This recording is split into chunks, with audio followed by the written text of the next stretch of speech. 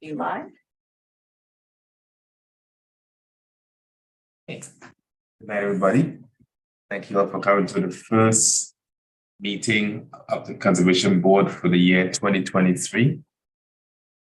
Tonight we have Matt, myself, Eve, Patrick, Pim, and Patrick. Excuse me. Yeah, So we missed last meeting, so things get fuzzy. Yes, we are the Conservation Board. We are advisory body to the planning board. We don't have to make decisions.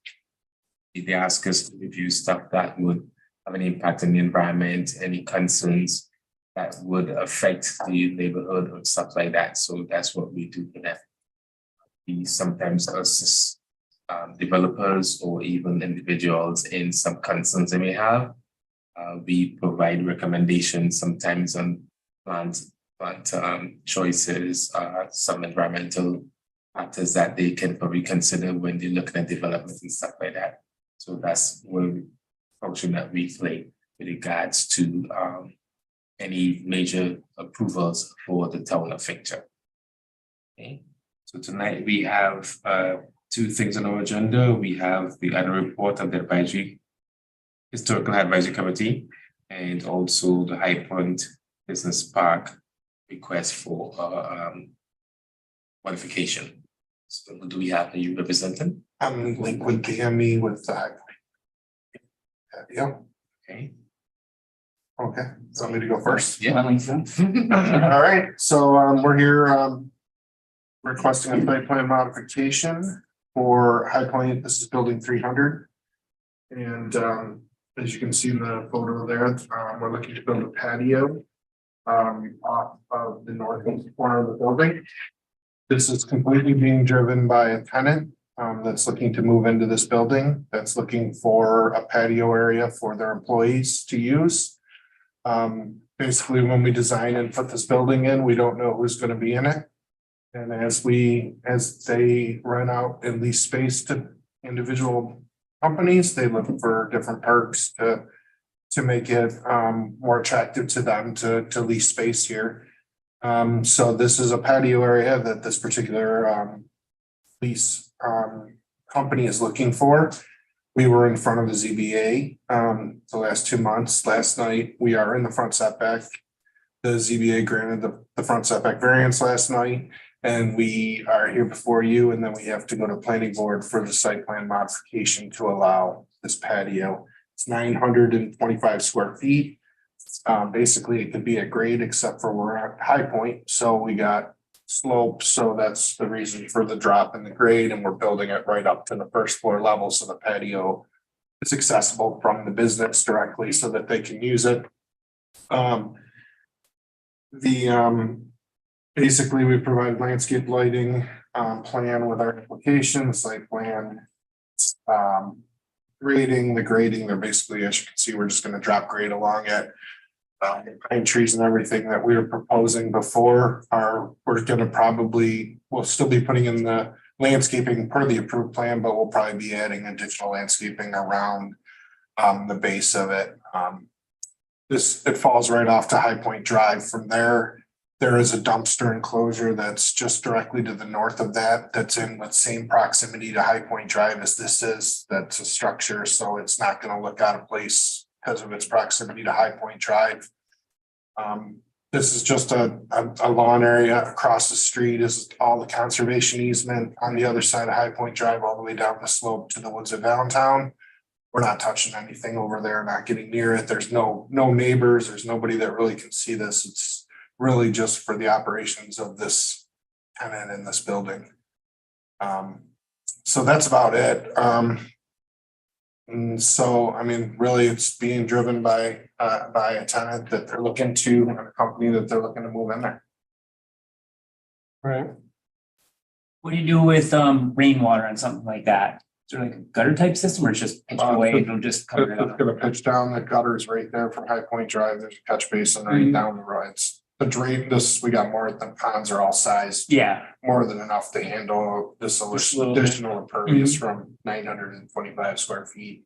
and there's no trees right now, it's just all lawn right now. And you're, There's lawn and I don't know that all the landscaping's been put in, but it's in a letter of credit with the town, so it will be put in. There's, you know, full landscaping plan that was approved and Sure. done with up in the front there.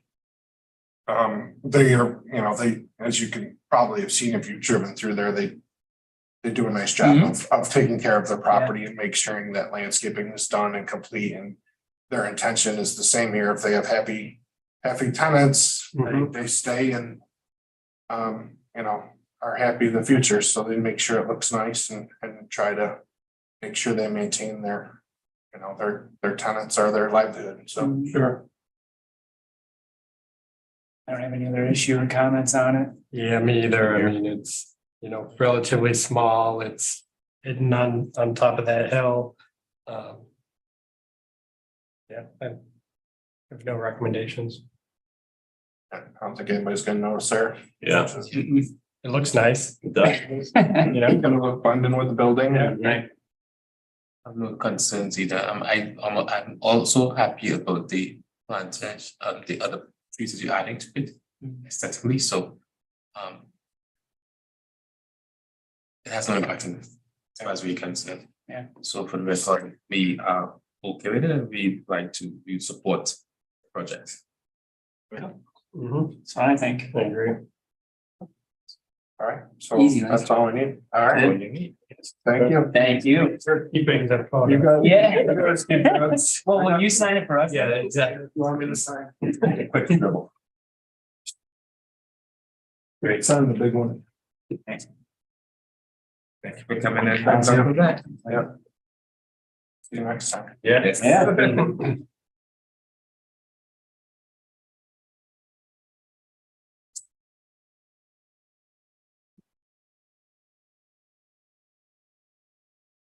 You must be Bob then. I'm Bob, and I must be up next. Yeah.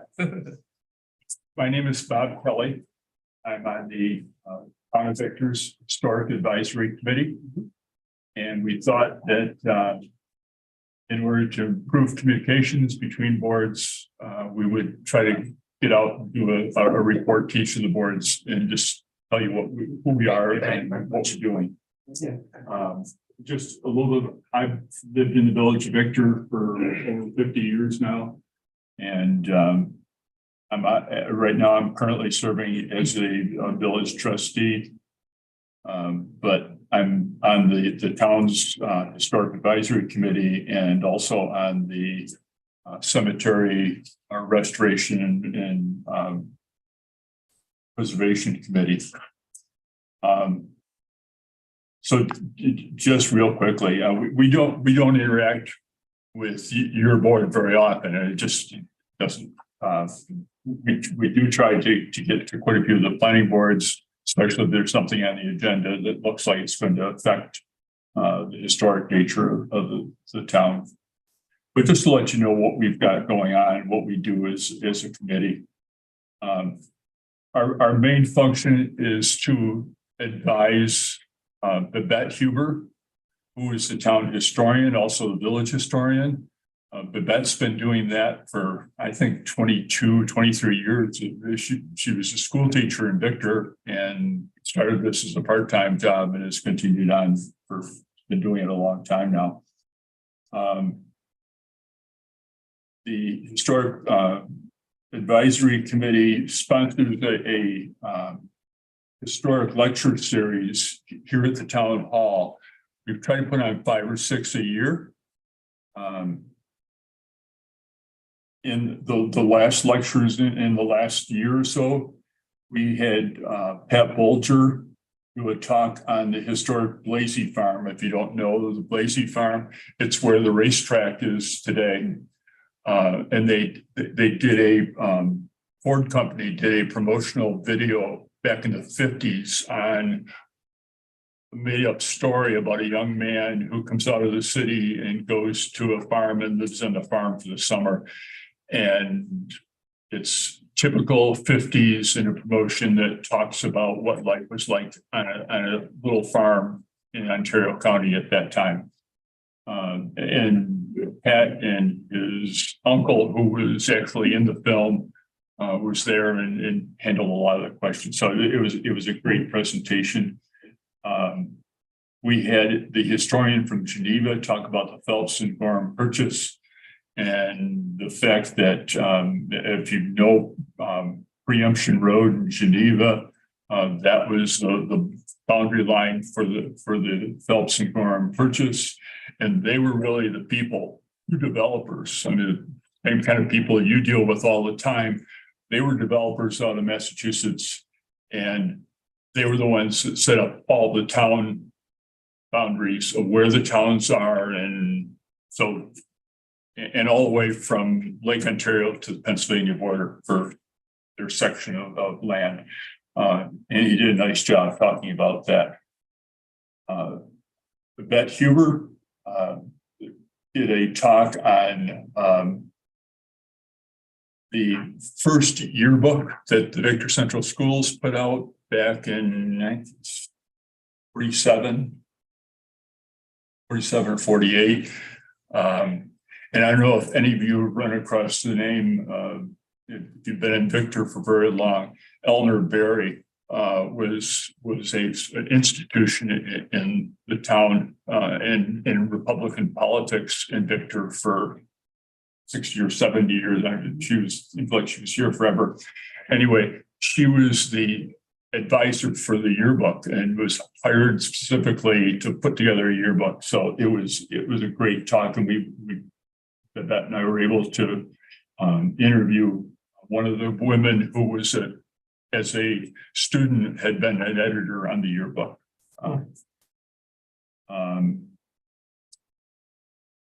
We had somebody from the Landmark Society out of Monroe County talking about architecture in Victor, and she did a talk on a whole slew of old houses in Victor and took us through the styles and how styles changed from early 1800s through the history of the town.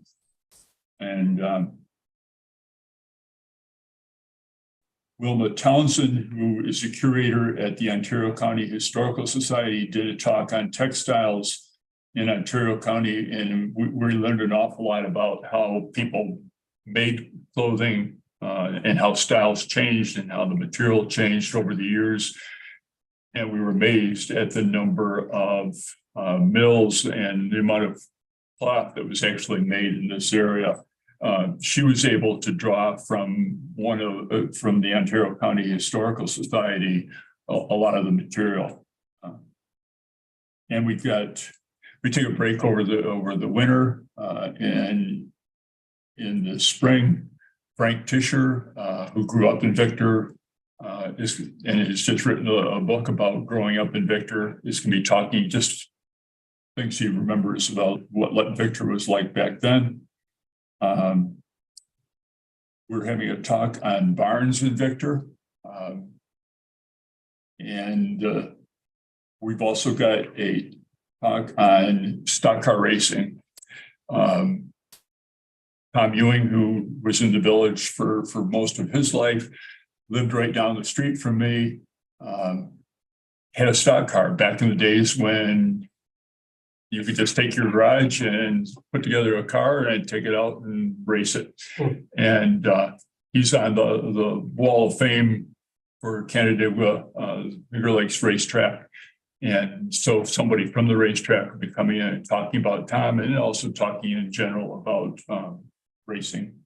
So we try to pick out topics that interest a variety of different people. We typically get 20 to 30 people, but because we have Susie doing all the technology for us now, we're able to put it on YouTube, and a lot of the lectures get hits in like 80, 100 people tuning in later to hear about the lectures. So the lecture series has done very well. We keep coming up with new ideas and trying to, the hard thing is encouraging somebody to actually get up and speak for 20 minutes. Are those available now? They're still out there. And the upcoming ones, I assume you've got dates or not dates on some of those, right? Like Barnes and Victor The and Barnes Young one, Ewing. yeah. Susie probably does, right? They should be on the calendar, or haven't I given them to you? Dates first. She has a hard time getting people to give her. Dates. Yeah. It's sort of like, writing the article for Susie's newsletter, Yeah. that kind of thing. Same thing, okay, Yeah, got it. All right, well, we'll keep it out for those dates.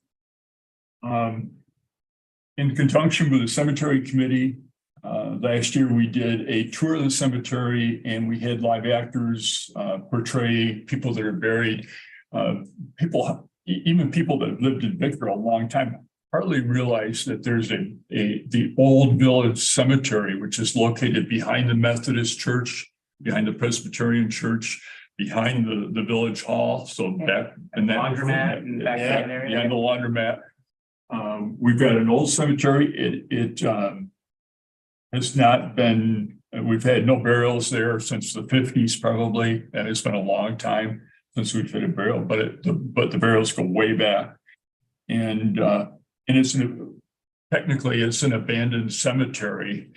And when that happens, the municipality that's responsible has to take up and take care of it. And there was a little discussion probably 20 or 30 years ago of whether the village would take care of it or the town. It turned out that the cemetery predated the village. So the cemetery was created when the town was here, but not the village. So town is responsible. So and two women got involved that did a lot of genealogy and were very interested in history. And it is a model cemetery now. They've got a fence around it. It's mowed regularly. It's maintained well. When I got on the cemetery committee, it was really just a holding pattern, just keep doing the things that they'd already been doing. I've got somebody that comes in, it's hard to find people anymore that will come in and repair monuments, but he checks and makes sure that the monuments are in good shape and they're not going to fall over. But we've, the tour of the cemetery and having people portray people that were buried there worked out really well. The only part that didn't work out well is that I was in charge of it and I was determined I was not going to be one of the people doing a presentation. So I had a person lined up. I had a backup lined up. I still ended up doing the presentation.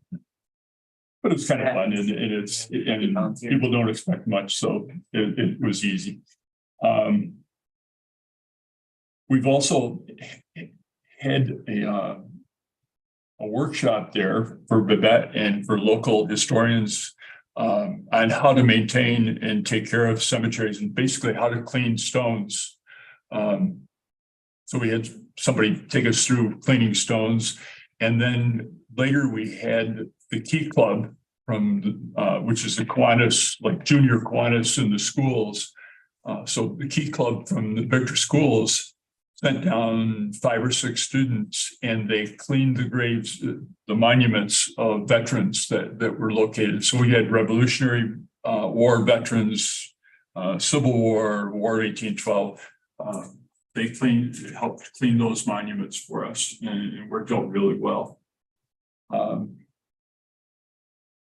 We were setting up a newsletter to go out to people that have received historic plaques. If you've been around the village, you've seen both on houses and on a lot of the buildings, especially right along Main Street. There'll be little plaques that say this building is historic. And that's just something that Babette has put together, and we've encouraged and backed that effort to recognize people that live in historic homes and businesses. And now we're trying to find a way to connect with those people, give them ways that they can access grants and money to try to keep up the houses. And then just general interest of, what was like when your house was built back in that time. So we've got a newsletter that is specifically targeting those people. We write, like you do, we write articles for the town newsletter about what's going on with our committee and sort of related stories. We are supporting the Barnes survey. The Barnes survey is put on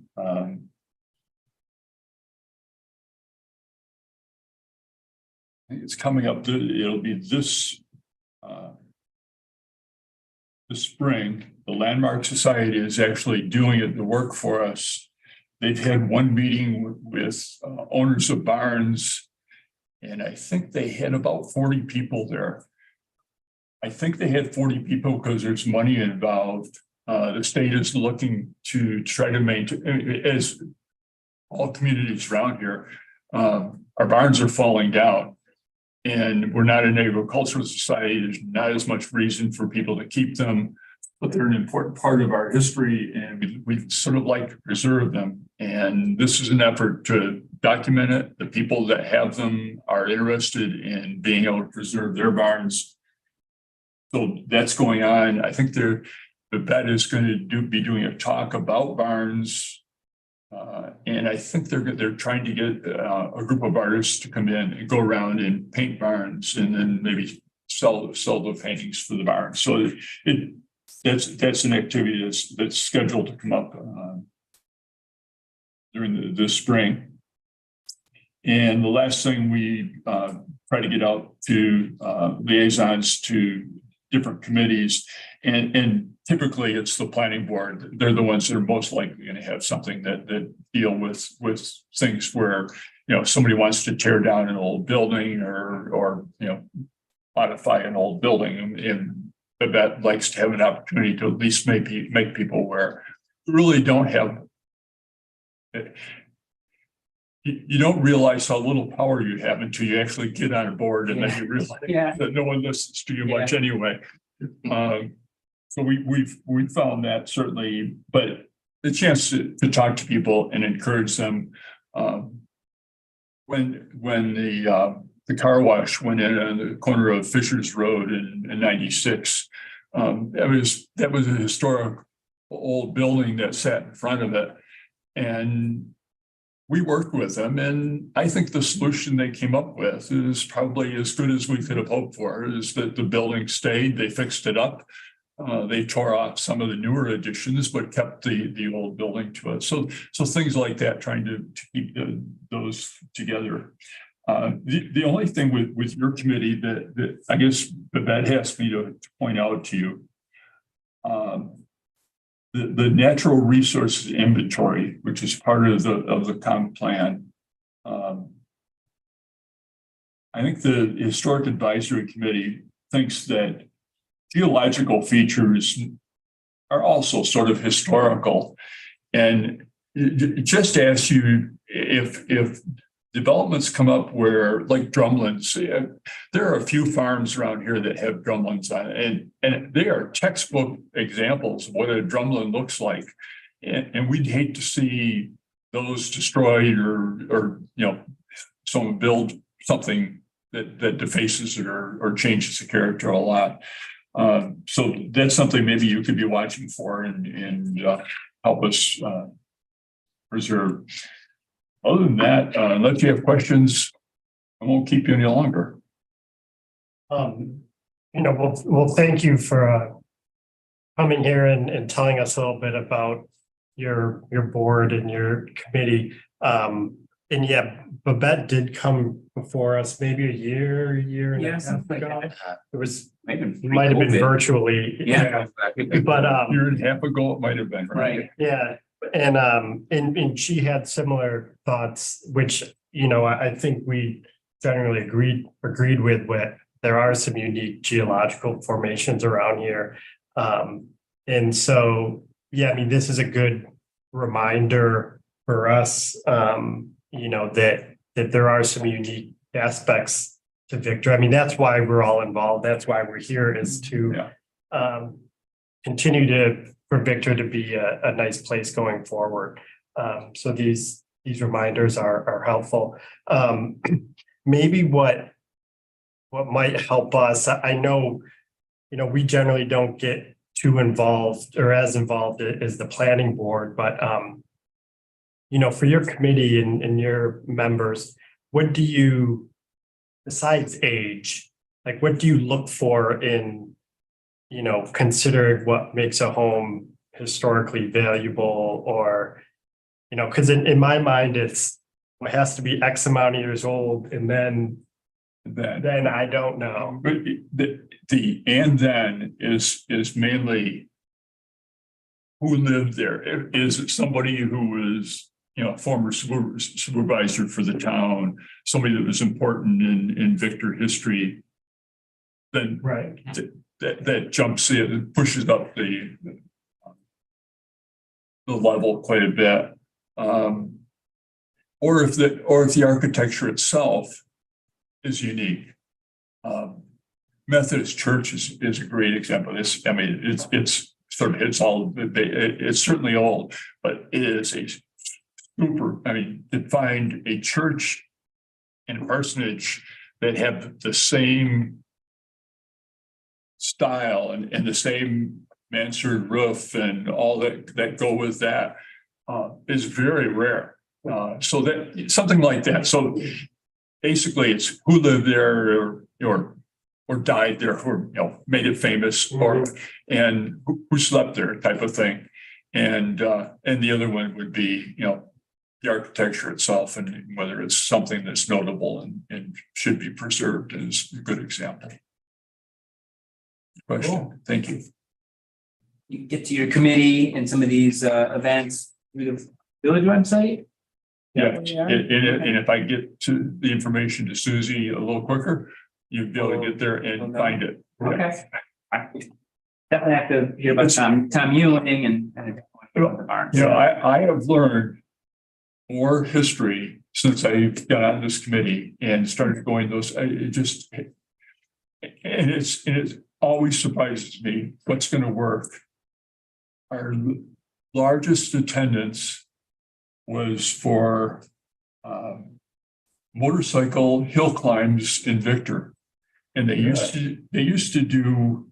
I don't know if you're familiar with Keck Road.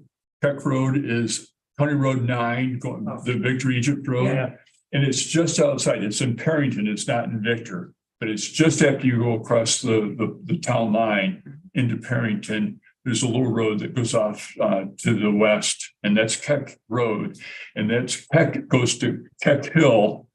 And they said back in the day, they used to have trolleys coming out from Syracuse and from Rochester, and they'd have 1,000, 2,000 people there watching hill climbs with.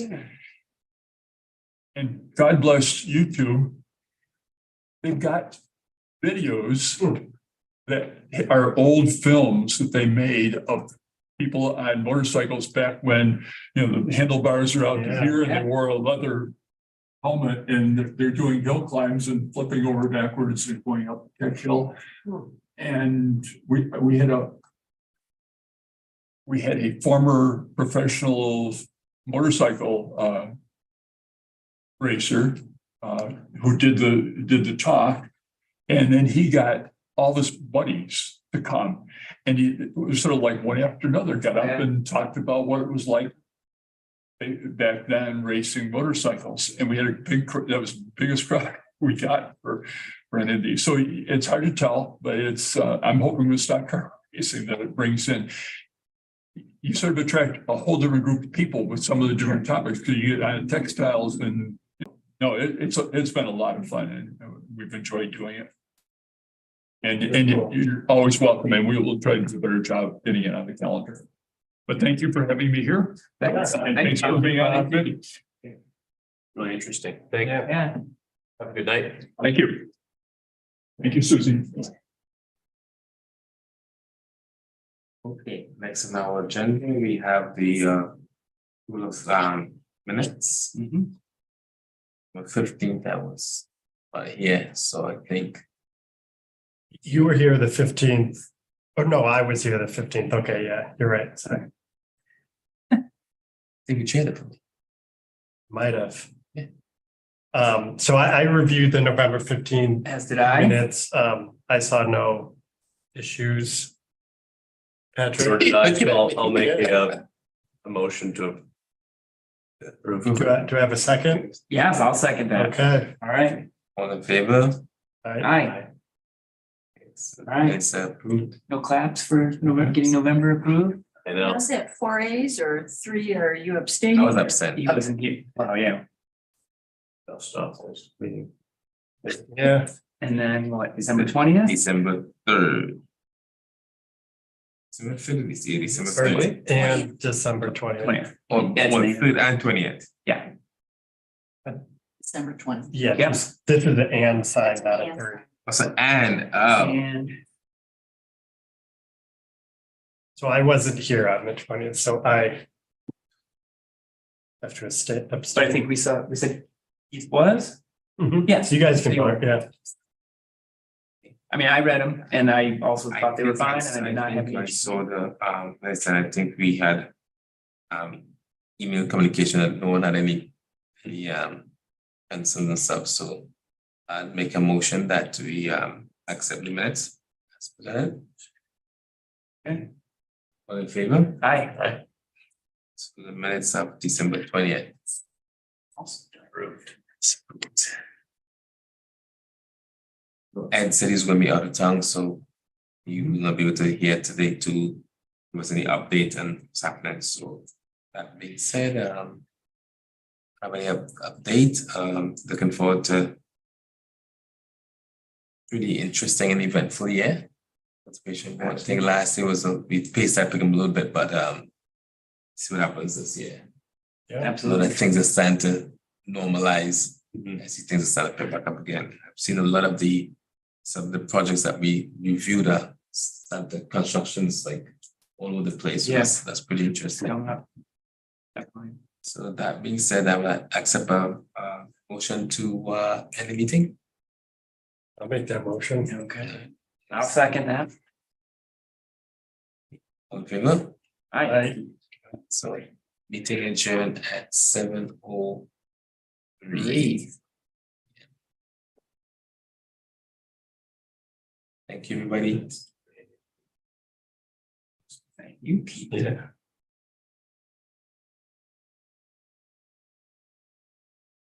Disgusting. Is it-